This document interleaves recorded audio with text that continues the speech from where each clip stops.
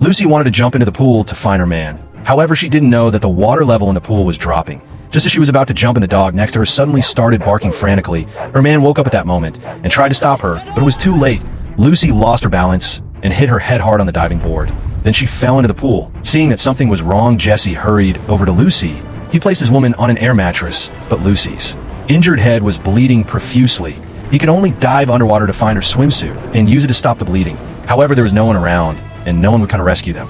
This pool had been abandoned for years. Soon it grew dark, and his woman was still unconscious. Jesse began to panic. The dog suddenly started barking wildly at the entrance. The man turned around and was startled. A crocodile had somehow crawled out of nowhere. As the crocodile slipped, it fell into the pool. This terrified Jesse. He quickly dived underwater to look for the crocodile.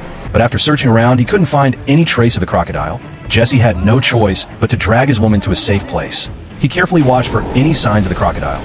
Finally, Jesse saw where the crocodile was, but it seemed that the crocodile had no intention of attacking them.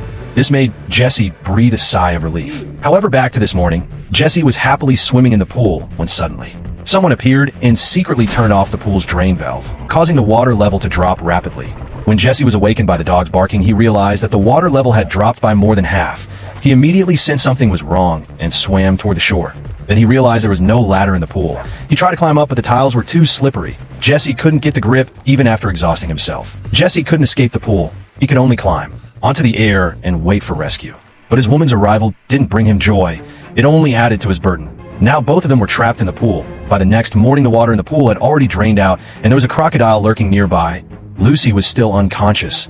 If they couldn't escape, Lucy wouldn't survive the night. Then Jack noticed the sewer and came up with an idea. He quickly removed Lucy's necklace while the crocodile wasn't paying attention and used the necklace to unscrew the bolts, successfully opening the manhole cover. Jesse peered inside to check and found that there really was a passageway. However, while Jack went to wake up his woman, the crocodile took advantage of their distraction and crawled inside first. Jesse waited outside for a long time, but the crocodile didn't come out. Seeing his woman in imminent danger, he decided to take a chance. He jumped down and randomly chose a direction, and surprisingly, he found the exit.